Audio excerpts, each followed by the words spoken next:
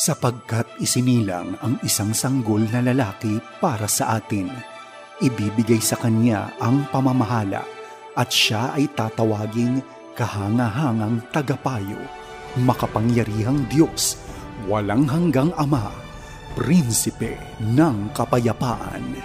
FEBC Christmas Specials sa temang Ikaw ay Diyos.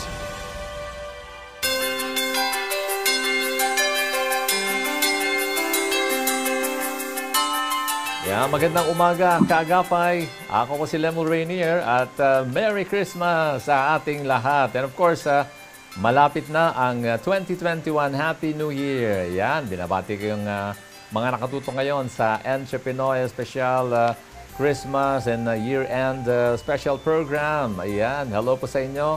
At binabati ko yung mga kamag-anak ko sa Aklan. Of course, yung sa wife ko na mga nasa Iloilo. Ayan, ng mga relatives, and of course, yung mga nandito sa Metro Manila. Merry Christmas and advance Happy New Year po sa inyo. We hope na ma-enjoy nyo ang episode natin ngayon. Siguradong magkakaroon tayo ng kasiyahan dahil kasama natin ito naman mga kababaihan. Kasi last week, nakasama natin ang mga kalalakihan naman na makagapay ng Entrepreneur Special. Ayan. So ngayon ay babatiin muna natin, mga kasama natin. Unang-una, si Doc Bessie Rios ng Entrep Kids. Merry Christmas, advance Happy New Year, Doc Bessie. Merry Christmas sa ating lahat. At syempre, naku, parang dalawang tulog na lang ba ay 2021. So, masaganang bagong taon po. A blessed New Year sa ating pong lahat. Ayan, naku, nakakatuwa naman. And of course, si Ma'am Lorna Laksa ng Usapang Buwis at Negosyo.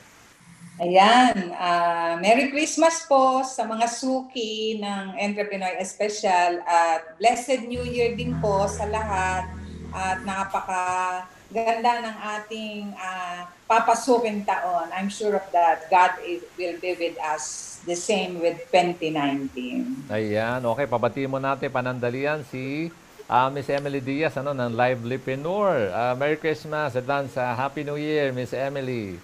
Merry Christmas po, and of course, advance Happy New Year sa lahat. And looking forward sa isang masaganang bagong taon parating. Ayun. Positive. Okay, batiin nyo muna. Babalikan natin ulit si Doc Bessie. Batiin yung mga suki nyo, yung mga nakatutok sa inyo at madalas na gusto kayo na papanood tuwing mga talakayan kayo. Unahin natin si Doc Bessie. Naku, binabati ko po ang ating mga sumusubaybay sa ating Entrep Kids. Dagdag na taon naman po ang nagdaan at ngayon ay humaharap tayo sa panibagong taon. Siyempre, ang ating mga Entrep Kids ay lumalaki. So, binabati ko po kayong lahat at sana po patuloy po na tayo ay magsama-sama para magkaroon tayo ng kakaibang pagpapalakad, paggabay sa atin pong mga bata. Kasi yan po ang layunin natin sa ating Entrep Kids. Ayun, nako, salamat Tamang-tama yan dahil ang mga bata ang saya-saya tuwing may mga celebrations. At siyempre, natututo rin sinasanay natin sa Entrep Kids, para maging business-minded din sila habang lumalaki sila at mga future leader din natin sila. Si Ma'am Lorna tayo. Ma'am Lorna, meron ka pa bang marami ka rin yung mga kliyente mo, I'm sure, yung mga tinuturuan mo sa business. Opo, binabati ko po ang lahat ng aming clients, ng Caballero Laksa and Company. Ganun din po yung aming mga staff, mga employees namin, at ganun po lahat ng aming kapamilya. Siyempre po, mga suki ng Entrepreneur Special. Ayun. Good morning po. Thank you po. At kay Miss Emily Diaz, ang inyong mga marami na napaseminar. Ang dami na niyan, 2 dekada na, Miss Emily. So, binabati ko po lahat ng mga listeners, of course, ng DZAS, at lalo na po yung pagkasubaybay ng Livelipreneur. At yung mga nakapag-attend na ng mga seminar at yung a-attend pa ho in the future, binabati ko. Ayun, ako medyo, lakas lang natin ng konti. Mamaya, Miss Emily, a little bit, para mas makuha nila ang lahat ng isi-share natin.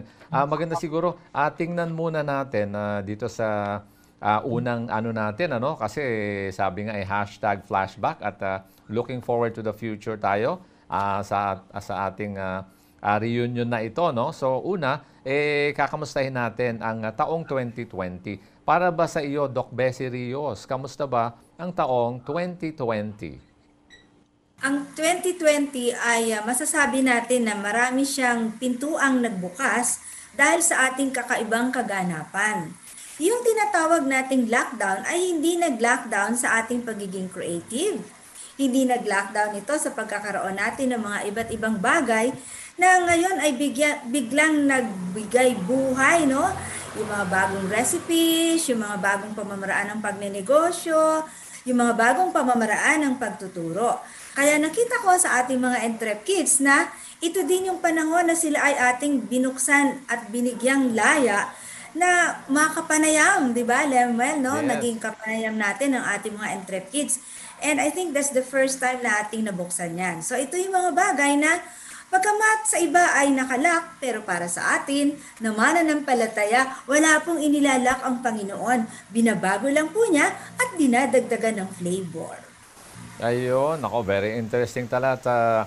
Tamang-tama, no, ang mga na-share, no? Umpisa pa lang yan, ano, kay Doc Bessie Rios. O para naman kay Ma'am Lorna Lacsan, na talaga namang sanay na sanay ito, usapang buwis at pagnenegosyo rin, ano? Kasi kayong tatlo ay mga negosyante, si Doc Bessie, si Ma'am Lorna, si Miss Emily, mga entrepreneurs kayo, no? So, nakakatuwa yan, marami kayo na i-share. So, kay Ma'am Lorna, kamusta naman po ang maituturing nyo na itong taon natin na 2020?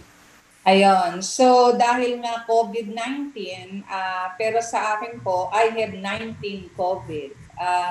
19 COVID, meaning yung C ko po ay challenges in finances. Nagkaroon po ng opportunities in business and naging creative.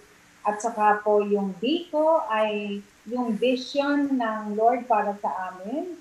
And also some initiatives, yun po yung I. At saka po yung D, yung divine purpose po na iniwan ni Lord or ang kanyang message sa COVID-19. Kaya I have 19 COVID to share later. Ayun, ako, exciting yan, ha. Mukhang kukulangin oras ngayon pa lang, ha. So maganda punong-puno tayo ngayon as always, ano, pag Entrepreneur Special at nakakatuwa, no? Bihira kasi ito magkasama-sama itong mga mahuhusay na mga negosyante natin na mga kababayan. Dito naman tayo sa larangan ng training, Miss Emily Diaz.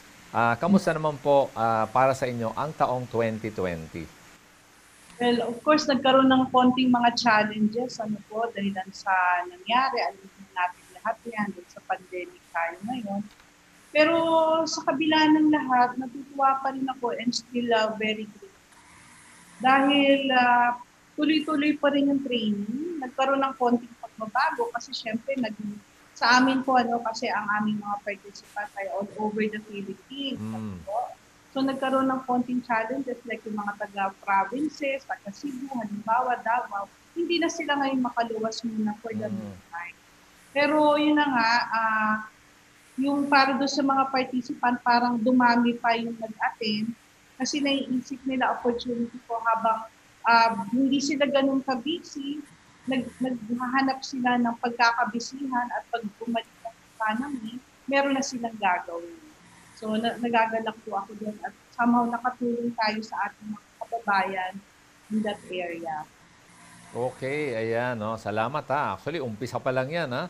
At tumatak sa isip ko yung 11 ni Ma'am Lorna. Okay, sige. So doon tayo. So alam ko ito, so maraming baon doon to si Doc Bessie, no? So Doc Bessie, sa tingin mo naman, ano ba yung mga, ito pwede nang isama doon, no? Yung mga na-i-share ni Ma'am Lorna. Okay, Doc Bessie, yung mga natututunan mo itong taon na to, no? Kasi siyempre iba-ibang level tayo tinamaan ito, iba't ibang paraan na tayo ay na-challenge sa taon na ito, no? Iba-ibang aspeto, even ng ating bansa, O para sa iyo, Doc Bessie, ano ba ang natututunan mo itong 2020? Maganda ngayong 2020 kasi sa ating kondisyon na naka-lockdown ay mukha namang maraming lumabas na paano ba tayo pwedeng mag-connect. At naalala ko nga si Ma'am Emily, ano, nasa training pala siya. Oo. I think ngayong mga panahon na ito, oo nga't wala tayong face-to-face. That's one of the things na aking napulot ngayon dito sa lockdown. But we can gather more people through our technology, Zoom, Yes. webinar, mga kung ano-anong mga bagay na ilalabas natin dahil nga dito sa lockdown. So those are the things na aking natutunan for 2020, yung magpalawak ng iyong mga connections using what's available, at ito nga yung ating mga internet. At ang isa pa rito, Lem, ano, naging unlimited ang ating access kasi this time, Yes. like I remember dati magagather ka within Quezon City, ang dami mong Oo. tatawagan, mga ganyan. Co-coordinate, ano? Mhm. Yes, oo. Pero ngayon, makaka-gather kami even hanggang mga iba't ibang lugar ng Pilipinas and abroad. Ito po ang inyong Zoom link. Yan. So, magko-connect na sila doon. So, yun yung isang maganda at natutunan ko ngayon. Kaya lang, yun nga, dapat marunong tayo sa technology. Alam natin itong patakbuhin. Ayun, ano, talagang malaki ang role ng technology, no, sa kasalukuyan, ano, dahil nga nalilimit ang pagkilos natin. Hopefully, kapag in a few months time ay nandiyan na ang bakuna. Pero syempre, dapat nagme-maintain pa rin tayo ng health protocols. Okay, nako, ayan. Pwede na sigurong silipin natin itong maraming i-share ni Ma'am Lorna dito sa taong 19, ang dami. 2020. Oo nga eh. So, I'm sure, nako, kayo sa para pagnenegosyo nyo, kayong tatlo, I'm sure ang dami nyo yan eh. Pag nilabas nyo na yan, nako, marami tayong makukuha dyan. So, tingnan natin yung mga naaalala at saka yung mga natututunan ni Ma'am Lorna. Ayun. So, sa kabila ng COVID-19, I have 19 COVID. Yun nga po na mention ko, yung CI challenges in finances because we lost some of our clients, especially those in the tourism industry in Subic Bay. Sarado lahat ang mga restaurant. So, definitely, they cannot operate dahil wala namang customer. So, clients not able to operate due to lack of funds, and clients temporarily closed down, so stop yung pagbabayad sa amin ng monthly retainer. Nag-stop din yung mga operation, nag-shutdown po ang clients operation because wala na pong market dahil hindi na po essential yung kanilang product. So last priority na yon. And pinakamatinding challenges, of course, naapektuhan yung liquidity ng company. So sa kabila ng ganitong challenges, nagkaroon po kami ng opportunities in business and others. Like, ang God ay nag-open ng opportunities sa mga katulad niyan, sa mga BIR consultation, paano ba natin aayusin yung kanilang mga issues sa tax, sa kanilang mga records, kasi ito po ay hindi maiaalis na mag-worry ang mga tao. So, nagkaroon po rin kami ng mga engagement doon sa mga kliyente na yung naghahanap ng lower fees, siyempre kasama na po doon yung parang pinaka-ministry na nag-o-offer ka ng mas mababa dahil pare-pareho po tayo nasa Bayanihan Act. Yes. So ang pang-pito, yung mga we have the chance of other services like outsourcing na yung mga kumpanya na hirap na pong mag-hire ng mga full-time. So kami po ay tumutulong na magbigay ng outsourcing bookkeeping sa mga tax compliance. At saka po yung opportunity na makatulong katulad po ng ginawa niya kami na pag-donate sa FEBC na naiintindihan ko po ang FEBC ay hardly hit financially because of the donors na hindi na rin po natin na maaasahan sa ngayon because of their financial situation.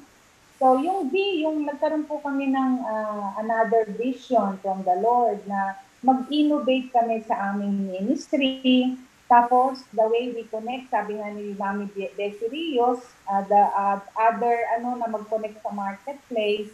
And we encourage na to be more focused in the Great Commission. Nagkaroon kami ng motivation to pursue God's plan. At doon naman po sa mga initiatives na ginawa, ito po yung pinakamatinding nakita kong initiative na ginawa ng aming negosyo, yung sa family safety, at saka po yung safety ng mga staff. Priority na po yung, hindi na po siya yung dati na wala yung mga pag-iingat. So nandyan po yung nandiyan na po yung, hindi na po yung savings ng company ang pinag-uusapan, kundi po yung safety. So what we did is, ang ginawa po ng aming mga anak, ang nakakatuwa, nagkaroon sila ng initiative, ipag-drive yung aming mga staff, hahatid sa kanilang mga kliyente na i-audit. At nagkaroon din po ng initiative ang aming mga anak na gumawa ng website, tapos yung aming company website, at saka rin po yung pag-implement ng mga safety na katulad ng office disinfection is now a necessity, at saka po yung mag-provide ng mga yun nga po yung company car, at saka ang aming mga office staff ay inano na namin sa aming nagkaroon po kami ng parang accommodation para sa kanila, nang sa ganun hindi po sila maging carrier ng virus. Kasi ingatan din po namin yung kanilang family sa pag-uwi-uwi nila sa bahay. So yan po yung mga initiative. And lastly po, yung divine purpose na nakita ko dito, iyon po yung nagkaroon kami ng discernment why God is allowing this crisis to happen, because He wants us to focus on Him. Because yung character ng God, yun ang tinignan namin. Because we believe that God is good all the time. Yes. Ito na yung it's not about our business, it's not about our family, not about other things, but the highest priority is God. So, in everything, we know that God has a purpose, and we can rest in the knowledge that He is working for good in every situation, no matter our circumstances are. Pina-experience ni Lord yung faithfulness niya. We believe that He is in control, complete control of everything. And He is calling us to come to Jesus, repent our sins, and have a new and everlasting life. Papasok na po tayo sa 2021. Iyon po yung mensahe niya na parang total sabi nga hindi na nag-shutdown, nag-lockdown. Yes. Pagbabago ay hindi na lockdown. Ayan. Babalikan natin Ma'am Lorna ilang aspeto niyan, dahil sabihin na natin na parang zona yon na Ma'am Lorna na ni President na talagang comprehensive. Pero titingnan natin yung ilang aspeto niyan in more detail mamaya kasi titingnan din natin paano tayo nag-adjust sa individual lives natin. So, punta muna tayo kay Miss Emily Diaz. Yung itong mga natututunan mo ngayong taon na ito, na 2020, bago mamaya sa next round natin ay yung natin mga personal, So, sa business, anong nakita mo pa at nakikita ngayong 2020, Miss Emily? Okay. So, ngayong 2020 po? Yes. Papasok sa next year. Kasama rin po yun. Mamaya yun, particularly sa mga plans. So, mga natututunan at mga natutunan mo lalo ng first few months ng taong 2020. So, marami po ako talagang natutunan. Although lagi naman akong ganyan, na laging handa. Pero syempre, mas lalong naging na-realize ko na we should always be prepared. Lalo na yung mga tinatawag na emergency fund, mga saving. Kailangan talaga, kasi lalo na kung may negosyo pa, marami kang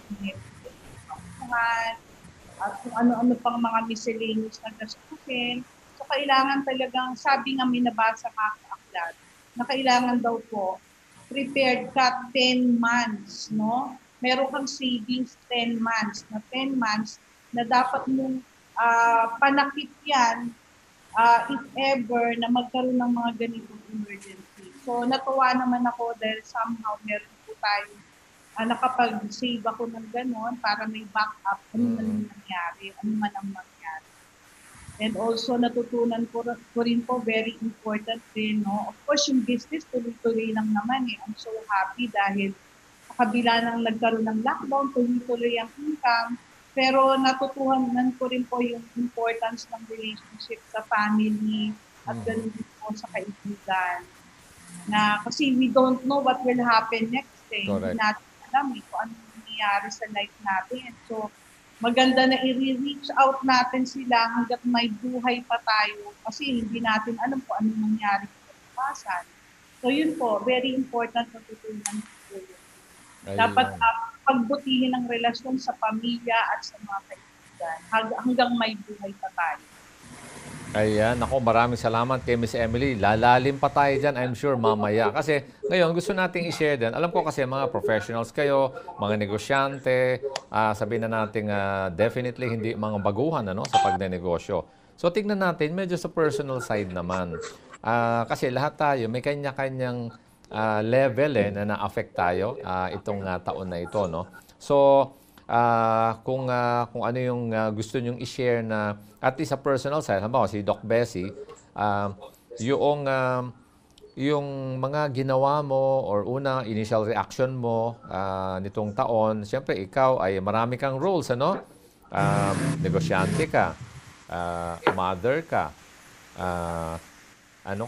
very young. Yes, inaayos ko pa yung pag-describe, very young lola, energetic, at hyper energy. Ayan si Lola Doc Bessie. So napakarami mong role. So paano mo sinalubong 'yan, Kasi 'di ba, binigla tayo, biglang tumigil yung mundo natin. Actually hindi lang ang Pilipinas, buong mundo Tumigil tayo literally dahil sa mga lockdowns, because of the precautions. So ikaw, ano ang sumalubong sa iyo doon, At paano mo dahan-dahang hinarap 'yon, Doc Bessie? Ang nangyari kasi ay wala ngang preparation, di ba? Yun yung mga alam nating lahat, And because of that, ang isang coping na nangyari sa akin ay hindi ka kailangan ditong magreklamo. Kasi kapag ka nagkaroon tayo ng pagrereklamo, yung ating kaisipan at yung kung ano-anong bagay na tatakbo sa ating kaisipan ay hindi magdudulot sa atin ng magagandang hinaharap. So what I did dito sa surprise na to, kasi ang dami kong nakalinyang mga trainings, ang daming mga nakalinyang kung ano-anong mga kailangan gawin. And of course, dun sa aming personal na construction business, unang-una ring tinamaan yun kasi ang daming mga requirement. Plus, alam yan ni Ma'am Lorna, na kahit naman naka-lockdown, umaandar ang ating gobyerno ng pag-charge, Ang business tax ay kailangan mong i-declare, ang iyong mga kung ano-ano pang mga bayarin. And so, kasama yon sa isang open-minded na pagharap. And so, what we did ay kailangan naming balansehin ang aming mga staff, Kasi in the construction business, karamihan ng mga kasama dyan ay mga laborers, At ito yung mga tao na hindi naman marurunong yung mag-isip Kasi ang nasa isip niyan lagi CA, di ba? Kailangan lagi din. Lagi, nasa isip nila yung cash advance, na parang bilang employer, ay available ka lagi. Talo mo pa minsan ng ATM machine dyan, Siyempre, kailangan kasi nila ng suporta, alam nyo naman. So, sa biyaya ng Panginoon ay binigyan kami ng, this is really a blessing na nakakatuwa. Kasi before nag-lockdown, parang ilang payments ng client yung pumasok. And we saw that na Lord, binless mo po kami na before the lockdown, pumasok tong mga payments na ito. And then bigla kang wala ng operations, So, wala ka expense. So we decided to share the blessing sa aming mga tao. At yun nga, we also took the opportunity na i-connect sila sa gobyerno, yung mga suporta ng SSS, yung mga bagay na yan. At we also encourage them na ano lang ito, panandalian. Meron tayo ditong mga kakaharapin pa sa susunod. So yun yung mga learnings natin dito. Binigay sa atin ng Panginoon that life is really something na hindi mo pwedeng iprograma. Pag bigla siyang nang himasok sa'yo, sumunod ka na lang. at itanong mo, yung Lord, ano ba yung gusto mong gawin namin? And that is what we did, no? Na magtanong. And ang isa ring maganda doon sa aking mga trainings ay I came up with a very novel mga ideas in terms of mga webinars at Tama. realize na mas marami ang nakakonect ng mga parents kasi nasa parent Oo. education ako eh. Ano nga And Doc even Bessie, if I may, kasi napansin ko, very active ka sa social media. Talagang lumalaban sa millennials itong si Doc Bessie. Yes, yung aking mga parent education ang nakakatuwa pa rito dahil nga Zoom ang aming Oo. ginagamit. Ang mga anak nila kasama. Okay. So kasama silang umaattend and as I am presenting to the parents mga options, o ito pong dahon na to, ganito po yung gagawin nyo para makapagturo kayo sa bata. Katabi niya yung anak niya and then mamaya magpi-feedback na sa akin sa chat. Naku, Mami Bessie, kanina yung anak ko yung sinasabi mo, ginagawa na niya. Ayun. So those are encouraging changes na nakakatuwa kasi instead of being limited, we became expanded. Kasi the Spirit of the Lord is there. Tama, tama. Yun ako, very enriching yun, yung part na yan, Kaya iba talaga, kapag katulad natin, kasi normally business talk tayo, di ba? Yung pinag-uusapan natin sa iba't ibang segment. Kay Doc Bessie, itong Entrep Kids, hinuhubog natin ang mga kabataan, susunod na henerasyon ng mga entrepreneur at ng mga political leaders din natin or national leaders. Si Ma'am Lorna Lacsa naman, siyempre, responsibilities ng mamamayan at ng mga negosyante sa gobyerno, yung pagbabayad ng tamang taxes. And of course, yung mga tanong pa nila tungkol sa pagnenegosyo. Kaya Miss Emily Diaz naman, tinetrain natin ang mga kababayan natin sa larangan ng livelihood. Sari-sari yan, literal na sari-sari ang tinuturo. Napakaraming training sila Miss Emily, and they've been doing this for more than 20 years na. So nakakatuwa ito, iba't ibang larangan kayo. Sabi nga nila mga mga power women, sabi nga kayong tatlo at literal 'yan kasi hindi naman lahat ng kababaihan, lahat ng Pilipina katulad nyo na maraming role sa buhay. Okay, kay Ma'am Lorna tayo. O sa Ma'am Lorna, paano mo hinarap 'yan Bagamat malasona na yung nasabi mo kanina, gusto ko naman yung sa personal mo naman kasi alam ko marami ka ring roles sa buhay, Ma'am Lorna. Paano mo sinalubong itong napakaraming challenges ng 2020? Ayun. So, I agree with Mami Bessie, at saka kay Miss Emily, na ang challenges na dumating sa 2019 ay may kaugnayan sa ating pagiging steward. Nagkaroon ako ng realization, talaga pong ang liquidity is the key to survive. Tama.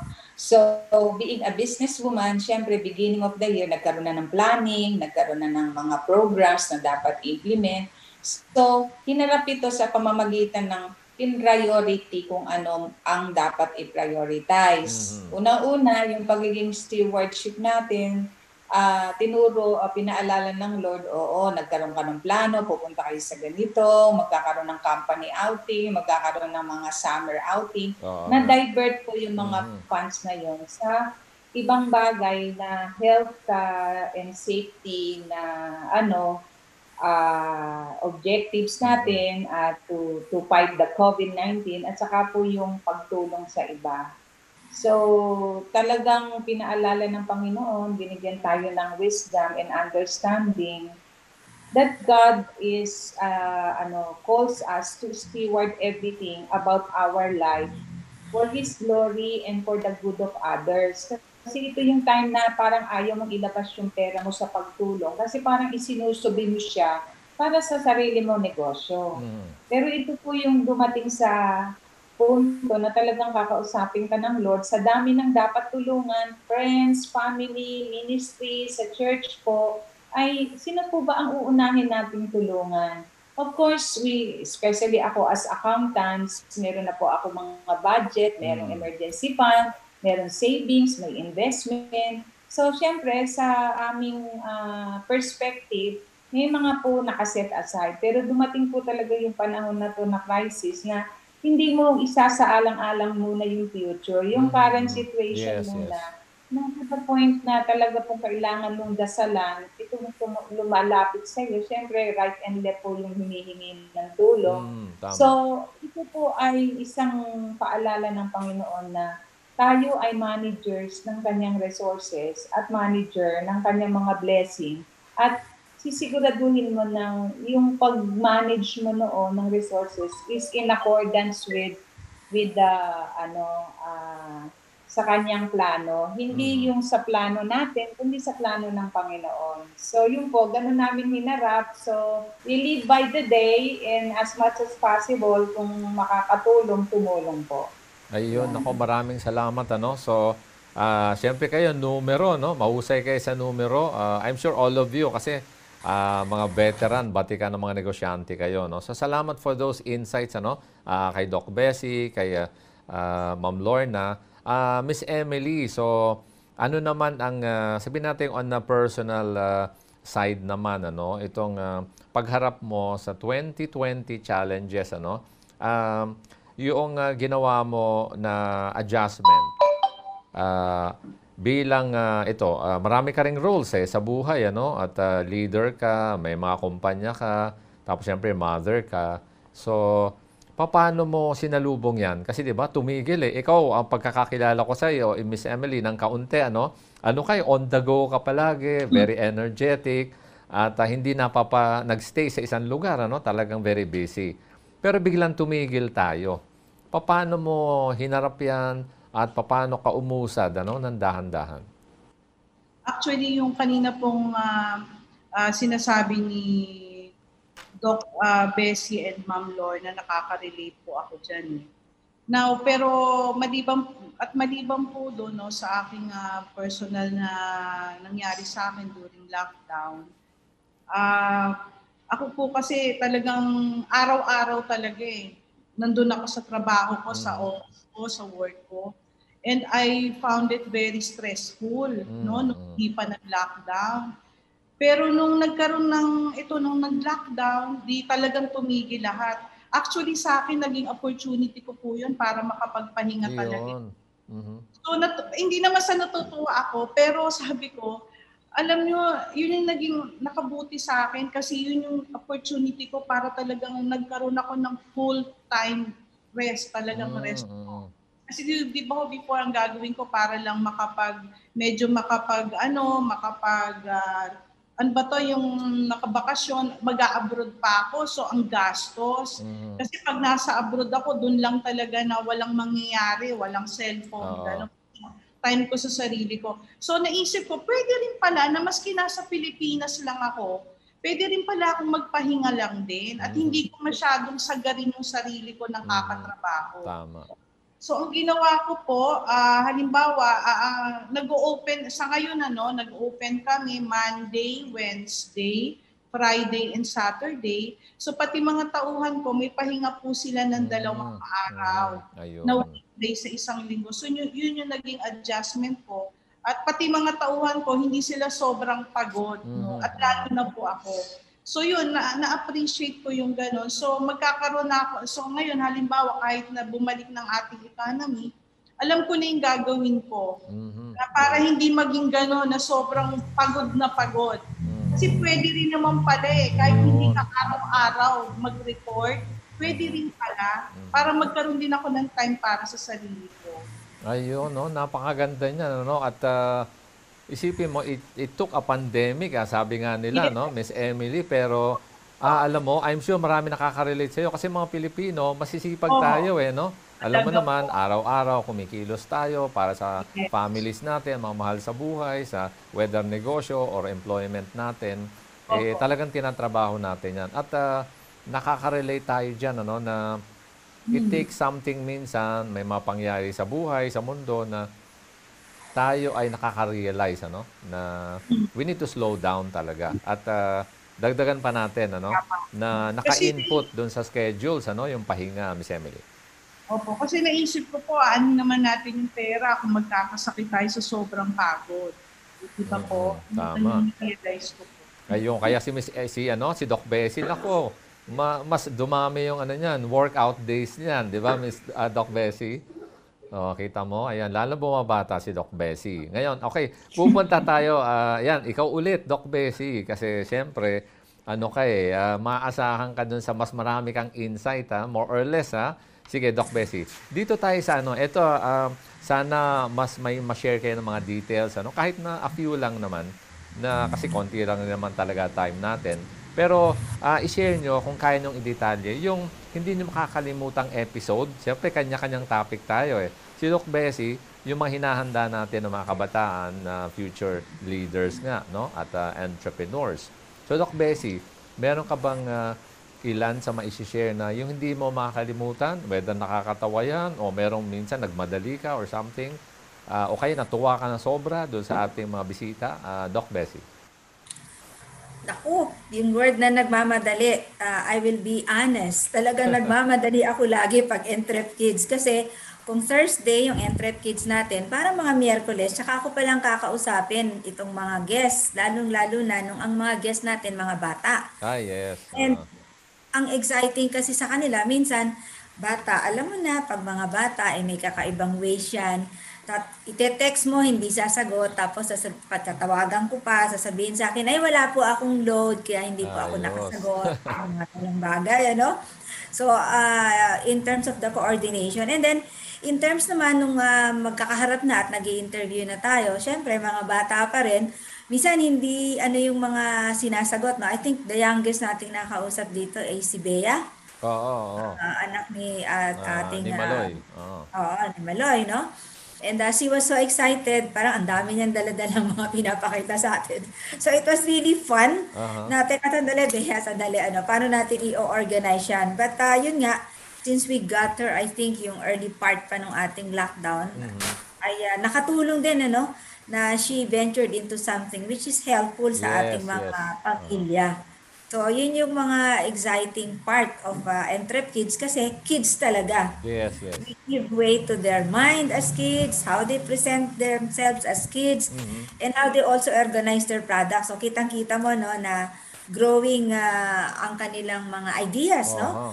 Although, I would like to commend our mga kabataan ngayon, no, compared nung panahon na ako ay bata, ay hindi ganito mag-isip kami noon. Very simple ang aming isip noon. Even our dreams ay very simple. Pero ngayon, ang mga bata, ang gagaling nila. If you notice, itong mga huli na natin kinakausap, At they go to the extent of, matutuwa dito si Ma'am Lorna nagpaparegister na sila and they're aware of mga business tax, di ba? Yes. And Ma'am Emily, they go out, looking for trainings, Uy, tama. So, iba na silang mag-isip and these are 17 years old, 15 years old. Iba nga younger pa di ba, Doc Bessie? Kaya nakakatuwa itong mga kabataan ngayon Nakaka-excite yung mangyayari sa kanila. Ayun. Okay, si Ma'am Lorna tayo naman.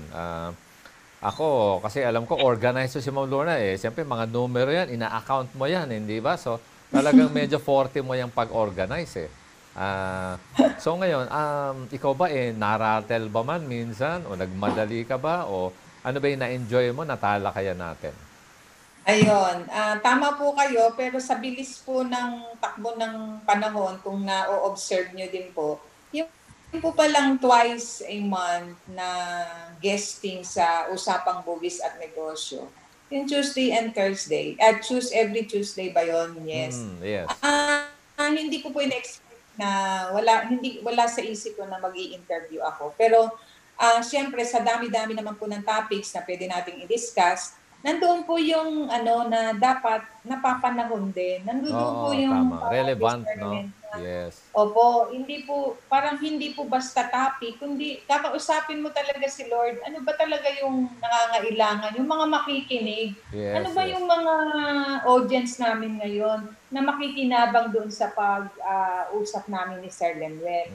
So ito po yung isang hindi ko po makakalimutan na out of the blues na talagang pinasok ng Lord sa isip ko na nakatulong sa isang listener kung paano daw po ba siya sa sobrang dinadanas niya na encounter doon sa mga nagpapautang, sa labak kumpanya sa utang, tapos hindi na niya alam ang gagawin sa sitwasyon na yon, tapos hanggang sa dahil lang po matatapos na po yung ating last portion na po, ay bigla po niyang nakuha lang yung number ko. Wala naman po siyang narinig about our discussion na detalye, kundi narinig lang po niya yung number ko. So, yung bagay na yun na pag nakuha nila yung number ko, nagkakaroon na po ako ng bagong kaibigan, ng bagong kakilala.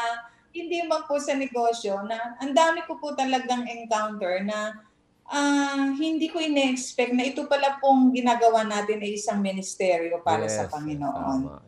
Yes, so excited to know na marami pong pangangailangan ang kapwa natin na negosyante na hindi po sila well educated. Iyon po yung term. Yes, okay. At hindi po nila ine-expect na ang pagnenegosyo ay kaparte nila ang Bureau of Internal Revenue, yung po yung mga bagay na na-realize nila na bago pala magnegosyo, isipin mo rin nakapartner mo si BIR, hindi mo siya kaaway. Correct. Yan ako, nagandang paalala, reminder yan. Ako, I'm sure kayong tatlo alam na alam nyo yan.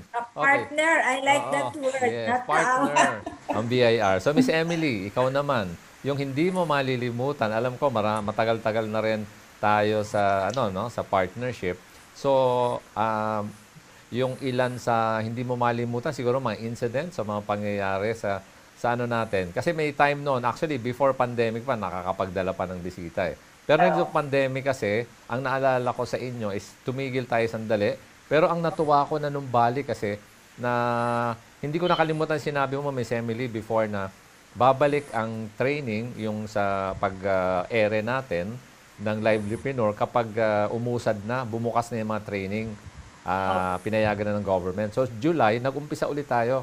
So, meron ka bang ilang naaalala tuwing naghahanda ka pag, siyempre, mag-episode tayo, Miss Emily? Okay. Sa bagay, lahat naman po ng episode, ever since na nag-start tayo, at up to in God's grace, lahat po, wala akong naging doon, challenges. At lagi po akong masaya. All the time po excited ako. Sa tuwing mag-i-air po tayo, excited ako. Kasi sabi ko, lalo na di ba, nagsishare ako ng mga knowledge ko Like recipe, formula, paano gumawa ng sabon, gumawa ng pizza, ganyan. So lahat po yun, nai-enjoy ko pong i-share yun.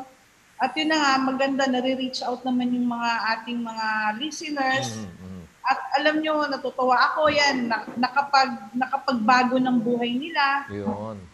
Opo, so yun po, yung mga nag-a-accept po ng knowledge, yung tumatanggap ng kaalaman, at yumaman po sila ngayon, o nagkapera because of the seminars. So I think yun po lang ang ma-share ko na for me is a good bless.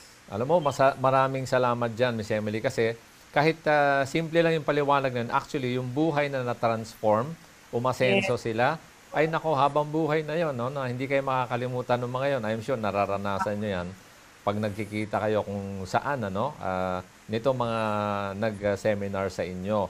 Nako, sabi ko sa inyo, lalo kayo, tatlo na mga magagaling na negosyante, kulang ang isang episode sa inyo Pero pagkakasyahin natin, with the little time that we have right now, no, dito sa 30 ng Disyembre kasi ngayon. So, parang tayo, kumbaga, paparating na yung bagong taon, nasisilip na natin So, maganda siguro i-share ninyo ngayon yung magkasamang plano and message sa listeners and viewers natin sa pagharap natin. Of course, pasalamat tayo sa taon na ito, and then yung paparating na taon, yung mensahe ninyo, no, sa listeners and viewers natin.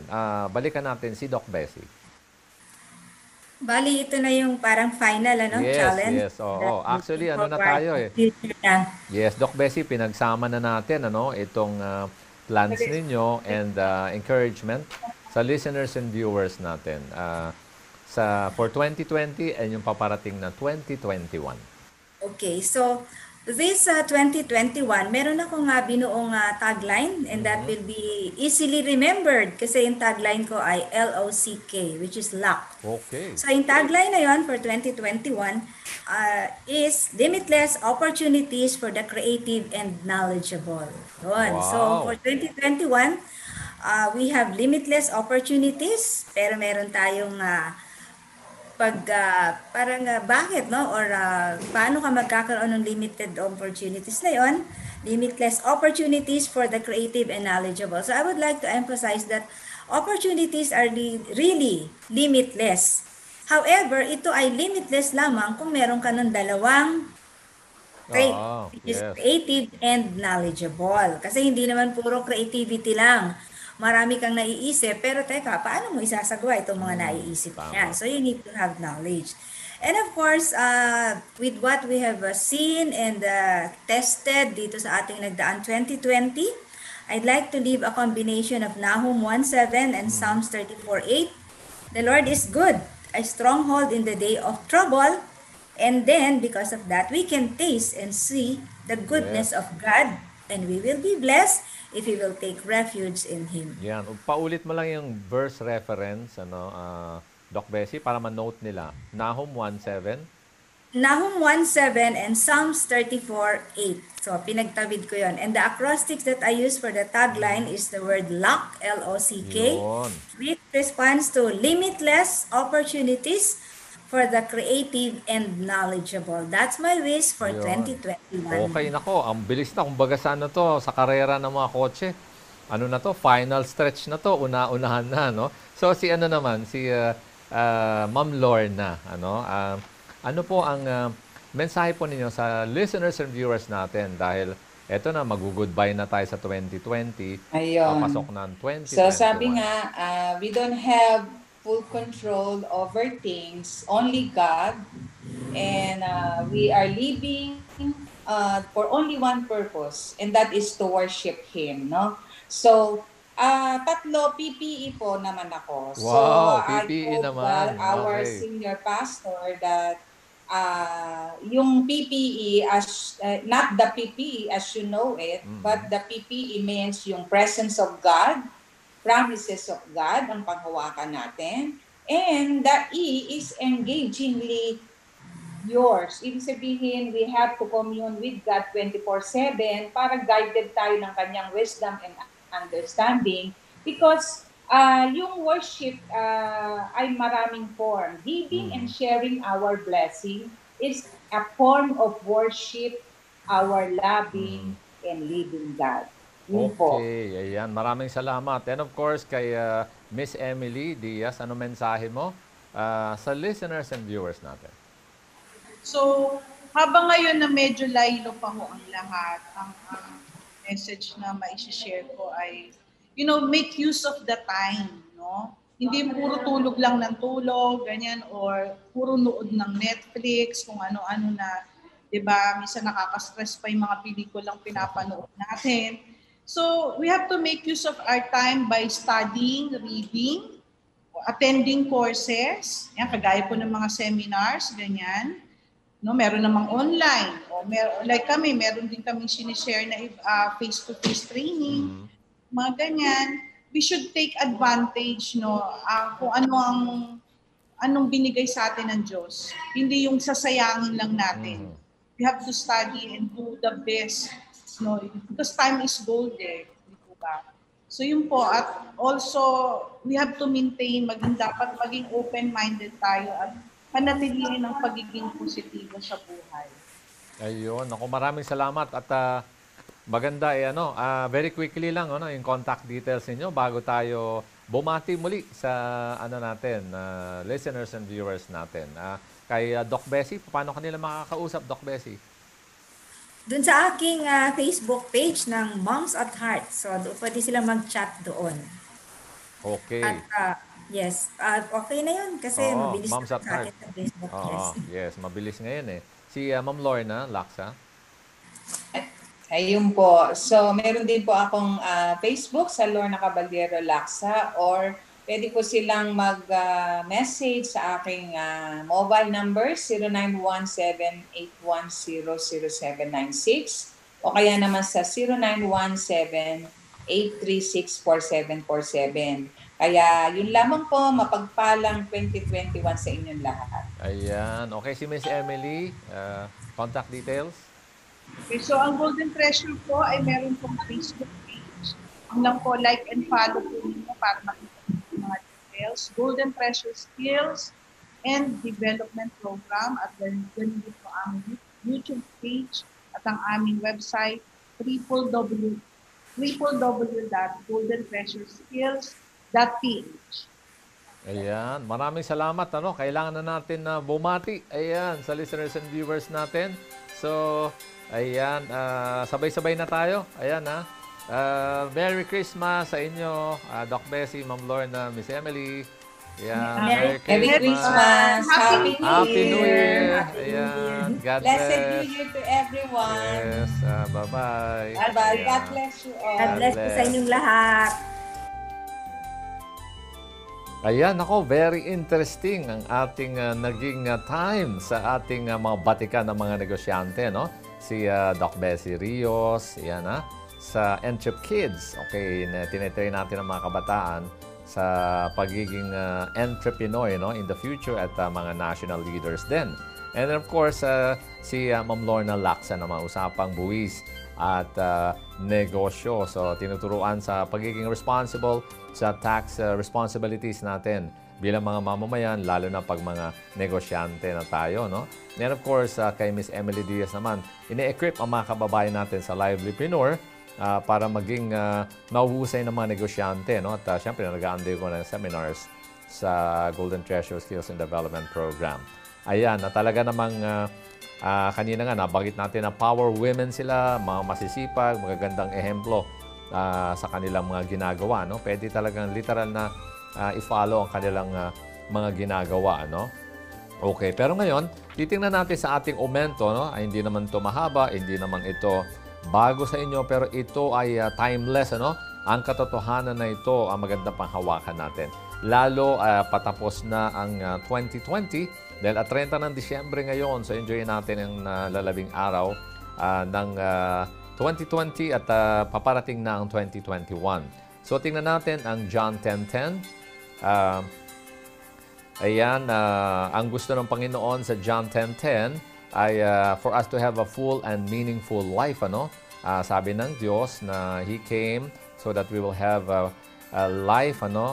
Full and meaningful life. Okay, yan ang pinapaalala sa atin ng John 10:10, ano? Hindi para, kasi ang kaaway, ang Diablo, ang gusto niya ay sirain, wasakin ang buhay natin. Pero ang Diyos may magandang plano sa atin. Okay, this is not 100% about material success, no, or financial success. Actually, it's just part of it. Pero hindi iyon ang kabuuan.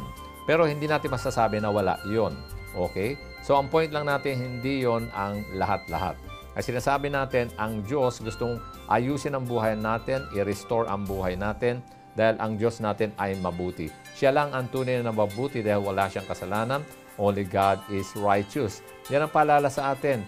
Kaagapay, ano? At lalong nakatutok tayo dahil siyempre special programming tayo dahil iba talaga na we are remembering the goodness of God sa panahon na ito na patapos ang taon at paparating ang bagong taon. So there are so many things na unknown dahil nga future. Pero wag natin kakalimutan ng Diyos natin, pinakita na meron siyang magandang plano sa atin, a full and meaningful life. Ibig sabihin, holistic. Lahat ng aspeto ng buhay natin, inaayos niya, pinapalago niya, no?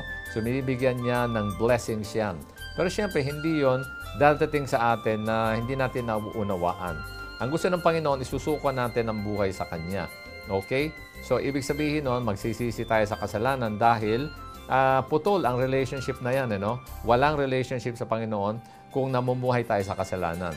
So pag tunay na magsisi tayo, alam ng Diyos ang puso natin, patatawarin niya tayo sa mga kasalanan natin dahil Diyos lang ang pwede magpatawad ng kasalanan.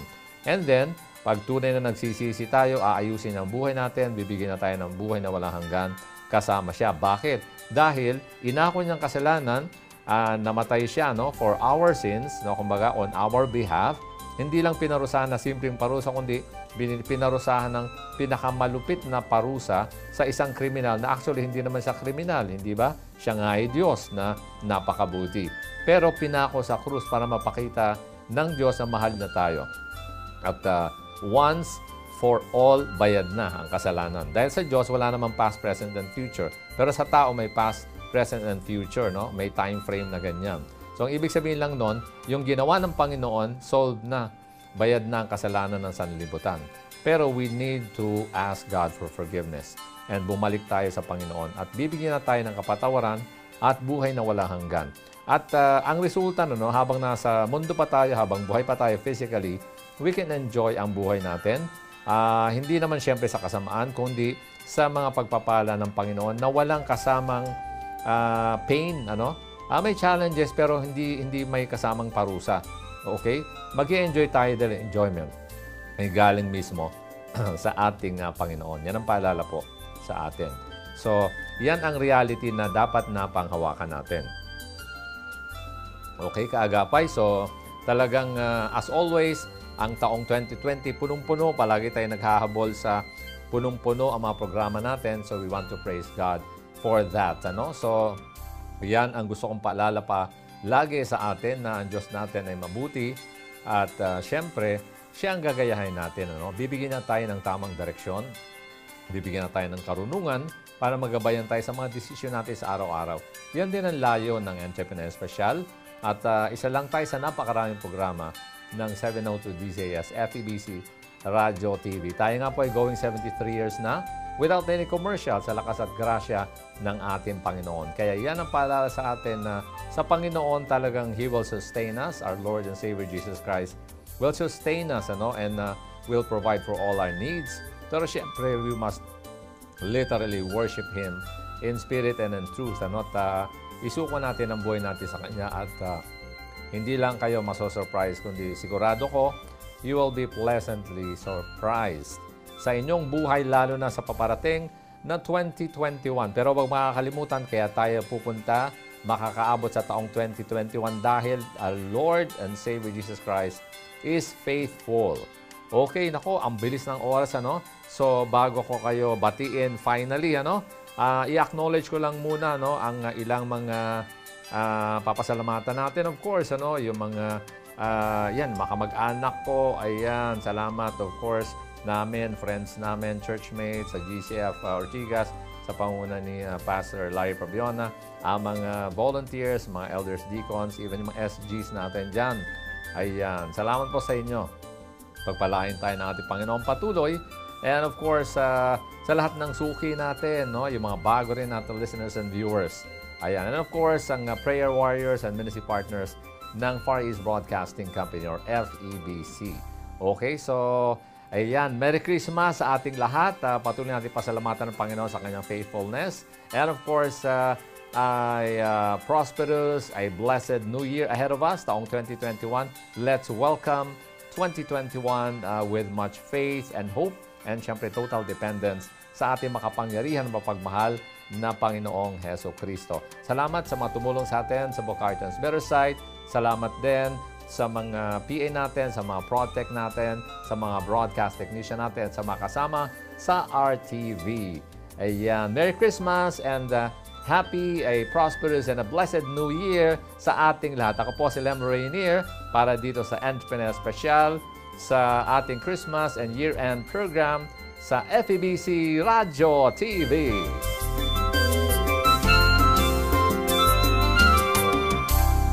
Ito ang 702 DZAS Christmas Specials.